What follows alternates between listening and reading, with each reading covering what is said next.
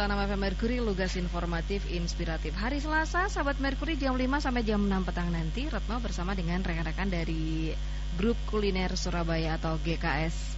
Dan tentunya nanti kita akan bahas banyak hal terkait dengan bisnis dan keberanian seseorang untuk berbisnis sambil mengerjakan pekerjaan yang lain itu seperti apa. Dan beruntungnya sekarang ini Retno bersama dengan founder dari GKS-nya juga, yaitu Mas Davi Budiman.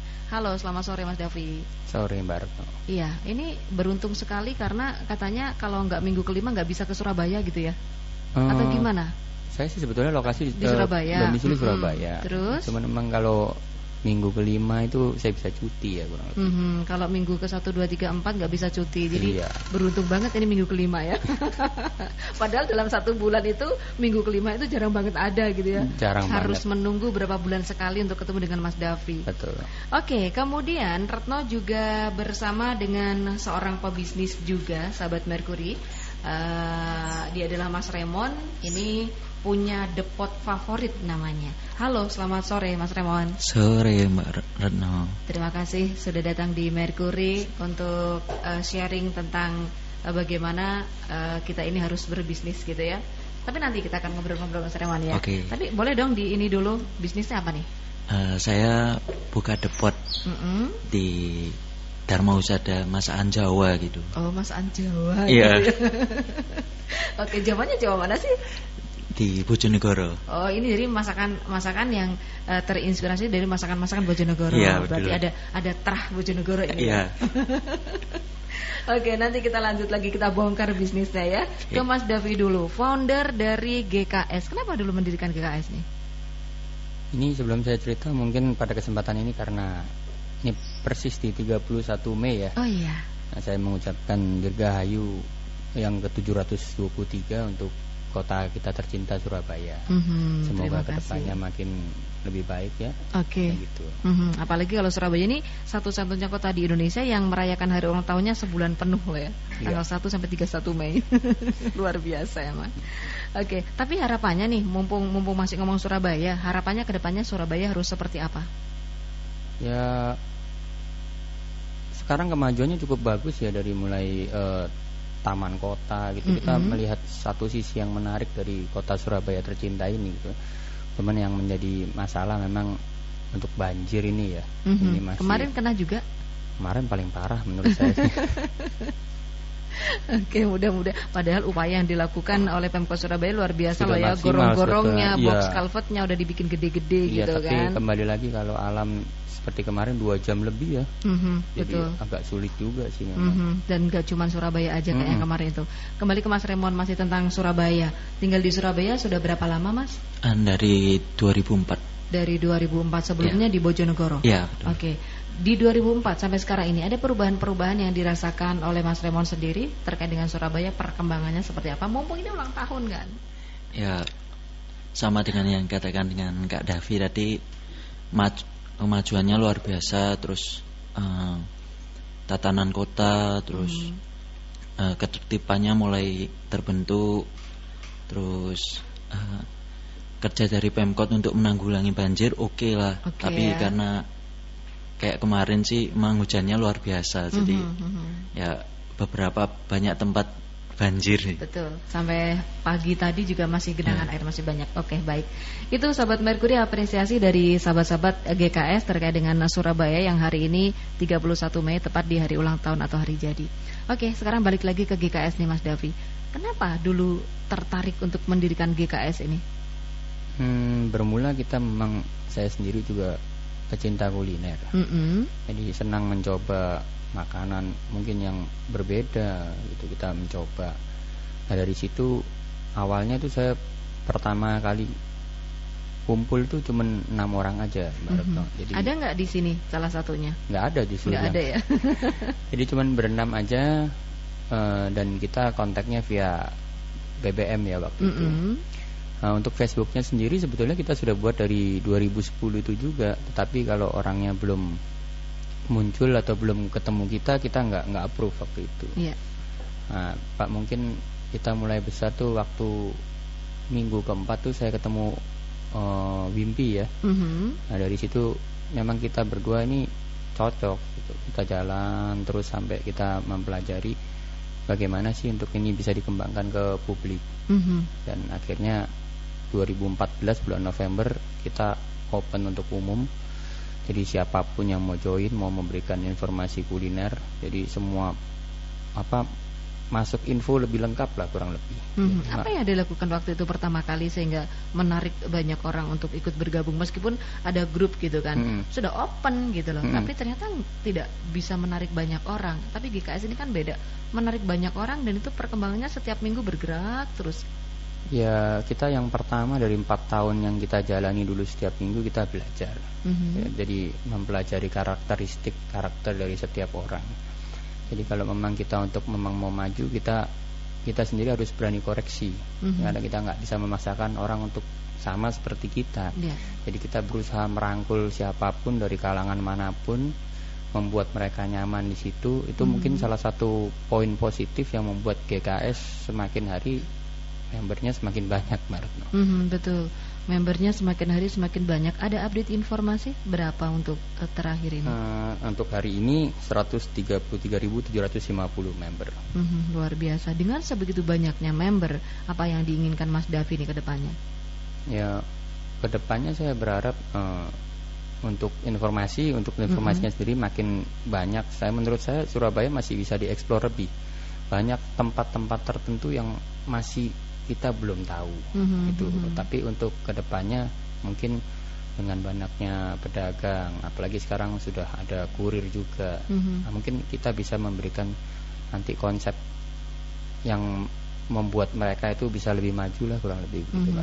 Harus enggak sebuah intensitas komunikasi itu dibangun di GKS ini supaya kedekatannya itu benar-benar terbangun begitu? Itu paling penting menurut saya. Kalau ada komunikasi, kita jadi kadang mendapat ide-ide baru ya.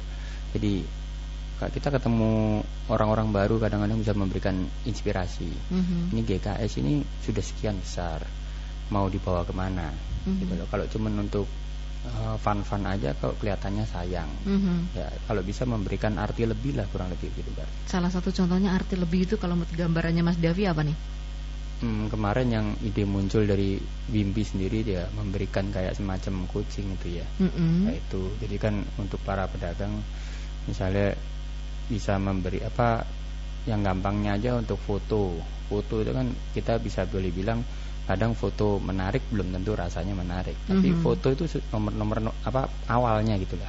Jadi dari foto aja kita ngelihat sudah bisa merasakan taste-nya kayak gimana gitu. Iya, betul. Anda masih di Lintas Kota 96 FM Mercury Surabaya. Selamat sore sahabat Mercury, terima kasih Anda masih bersama dengan Bincang Bisnis Mercury bersama dengan GKS Group Kuliner Surabaya. Saya ke Mas Remon dulu.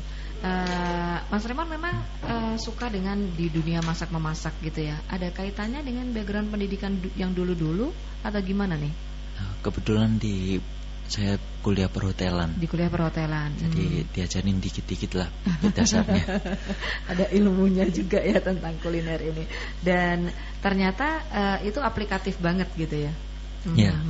Nah, kenapa ingin membawa makanan khas dari Ndeso gitu kan, dari Bojonegoro dibawa ke Surabaya ini?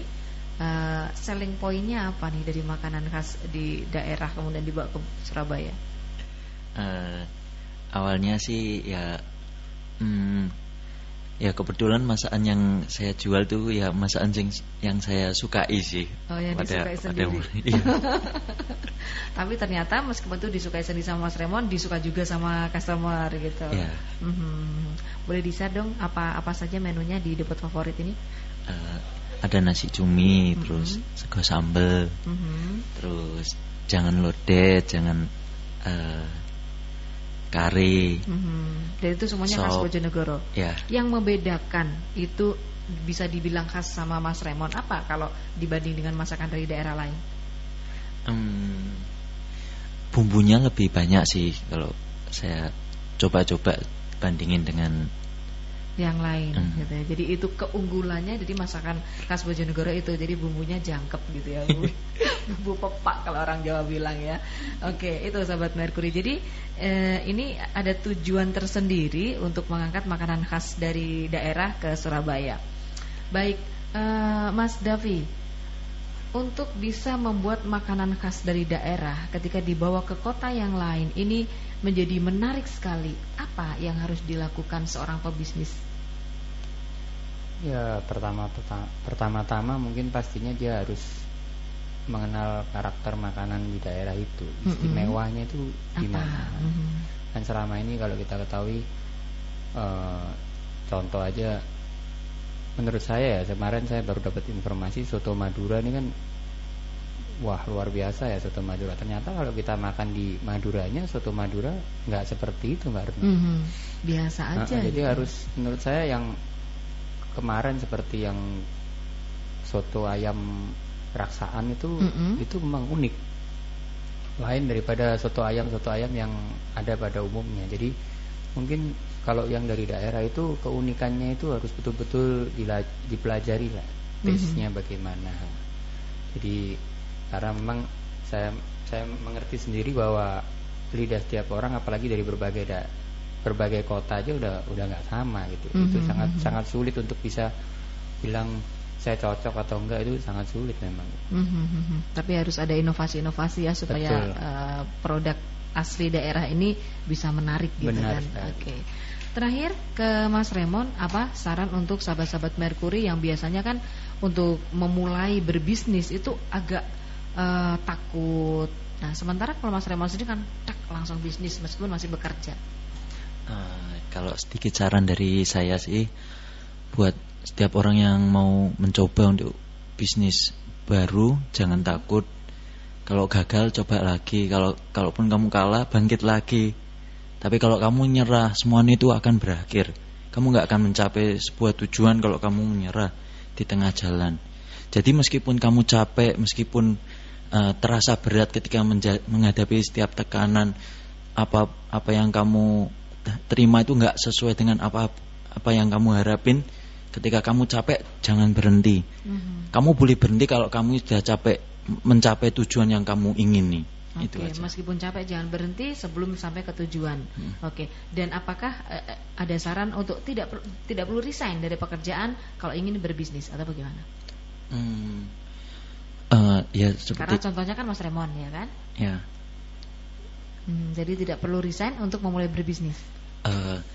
Kalau ingin mencoba, semisal masih terlibat dalam suatu usaha, kalau ingin mencoba hal baru, kalau selama masih bisa dihandle, ya terusin aja, jangan langsung dilepas. Kita bisa lihat dulu perkembangannya gimana atau gimana. Yang pasti tetap mau belajar dan terima kritik, saran dari semua orang itu untuk mau maju. Harus punya mental baja, bukan mental kaca. Kaca kena tekanan pasti pecah. Tapi baja ditekan tambah bagus. Oke, ini yang harus di underline ya. Jangan seperti kaca mentalnya, karena kaca itu ditekan sedikit saja sudah pecah. Kalau baja, tekanan yang sebesar apapun tidak akan tergoyahkan. Luar biasa. Mas Davi, ada tambahan? Ya, kalau dari saya cuma hanya untuk mau berbisnis, ya dijalankan aja. Jadi walaupun ada kegiatan lain, saya rasa nggak perlu takut. Yang penting punya keberanian, satu tekad. Ya, seperti tadi Ko Yuli juga bilang bahwa kita punya semangat. Kalau memang kita gagal, kita maju terus. Banyak orang sebelum melangkah itu biasanya sudah mikir risikonya ini. Yang penting dijalani dengan passion lah. Oke, baik. Banyak hal yang kita dapat sore hari ini bersama dengan teman-teman GKS di Bincang Bisnis. Terima kasih banyak. Sukses untuk Mas Davi, Mas Raymond juga sukses untuk Anda. Sukses buat depot favoritnya ya. Selamat sore, sampai ketemu lagi. Sorry. Oke, sahabat Merkuri, Bincang Bisnis sampai di sini, tapi Anda jangan khawatir karena Selasa depan Bincang Bisnis akan hadir lagi bersama dengan GKS Grup Kuliner Surabaya.